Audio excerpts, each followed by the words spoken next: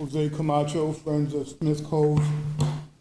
All of that has a big gaping hole, and that is the Shoreline Management Act. And that act is required to be considered, discussed, and voted upon by the Growth Management Act.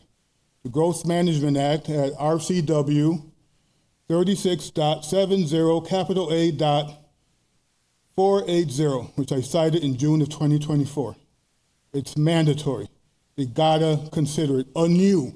No matter what DCD did before, that statute says you must make sure that the SMP, any policy or criteria, any development of the shoreline is treated in a special way, not under general dreams or wishes, not under the fourth actions, whatever.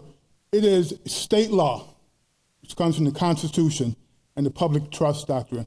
The Growth Management Act says this is distinct, independent, special.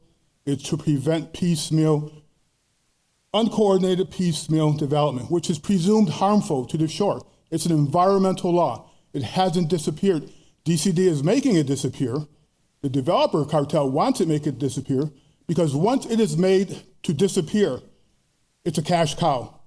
It's why from 35 foot, the proposed Evergreen Pointe is now at 61 foot, from $42 million to $57 million. I am not saying that DCD is a maniac. They might be very fine people, but for a particular focus, they decided to look the other way, to subordinate information, to create information silos, and basically eliminate shoreline law, state law, Biggers versus Bainbridge. State law that is effective, that's required.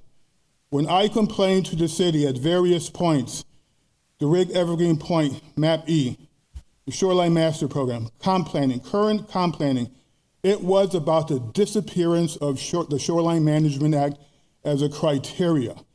It's literally been disappeared.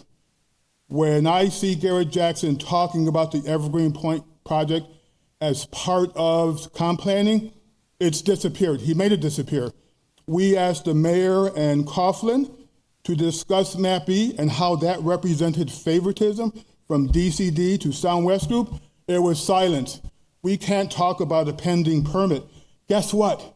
20 months later, that permit is still pending. You know why? Because it's dirt. They're waiting for the comp plan. They're going to do something.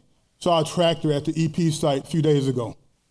So they're turning the waterfront into a cash cow by eliminating state law. It's a special favor, it's unconstitutional, and it's also inconsistent with the Growth Management Act.